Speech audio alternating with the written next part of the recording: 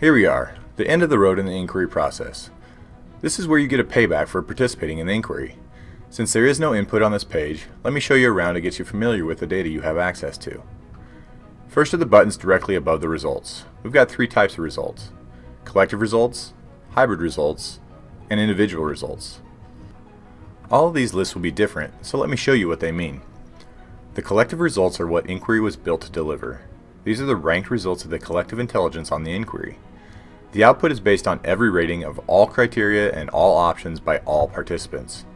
The one thing to keep in mind here is that we remove options or criteria that only have one rating, because those aren't part of the collective intelligence since only one person has rated them. But we do show those in other lists. This is truly a list built by the collective. When you come into this page, the collective results are always brought up first. The hybrid results use a slightly different list of inputs to return your results. This process takes into account only the criteria that you have rated and then uses all other ratings of those same criteria across all of the options. So in this example, since I only rated weight, duration of startup, performance, and a few other criteria, only those criteria will be taken into consideration when the system creates a ranked list of options for me. This list will most times be different from the collective results. For one, this doesn't filter out options or criteria with only one rating. Second, since it's using a slightly different list of criteria, the options may come out in a different order.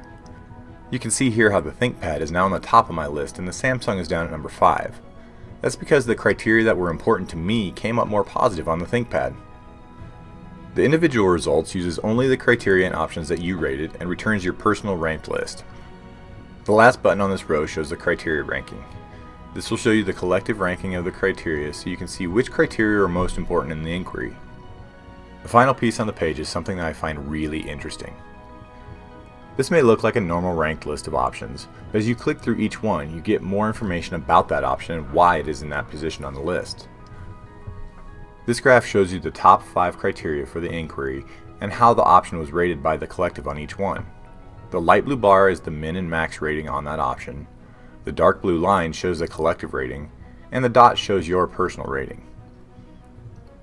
You can see here that the Samsung is on the top of the list because it was rated very positively on the top 5 criteria, while the ThinkPad had slightly poorer ratings on these same criteria. You can do this breakdown on any of the different lists we present. Also, if you want to do further analysis of the option, you can click the View More Analytics button and see some of the demographic and participation breakdowns on this option. With all of this information presented to the end user, the inquiry delivers something you can't get from a normal survey, and that is the why behind the option.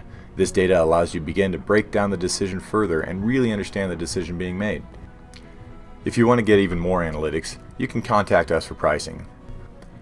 This is the last video about the inquiry process. We hope that you find inquiry useful in making the decisions that matter to you.